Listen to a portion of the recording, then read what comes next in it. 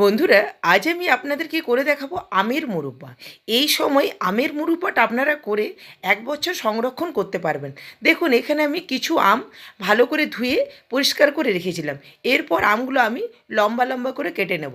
আমগুলো কিন্তু একটু আঁটি হলে এই আমের মুরব্বাটা কিন্তু অনেক দিন আপনারা সংরক্ষণ করতে পারবেন। এর মধ্যে আমি সামান্য পরিমাণে চিনি দিয়ে দিচ্ছি। চিনি কিন্তু পরিমাপটা আপনারা কম বেশি করে নিতে পারেন। আমার এখানে ১ কিলো আম ছিল, আমি এখানে ৫০০ গ্রাম চিনি দিয়েছি। এভাবে আমি ১ ঘন্টার মতো রেখে দিয়েছিলাম। এরপর দেখুন, চিনি থেকে কত সুন্দর জল বার হয়ে গেছে।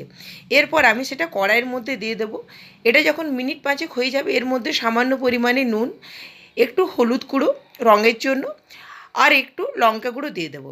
দেখুন, এরপর কিন্তু আমটা আমি ভালো করে যখন একটু আঠা আঠা হয়ে আসবে, এর মধ্যে উপর থেকে একটু ভাজা মশলার গুঁড়ো আর আমি একটু ভিনেগার দিয়ে দেবো।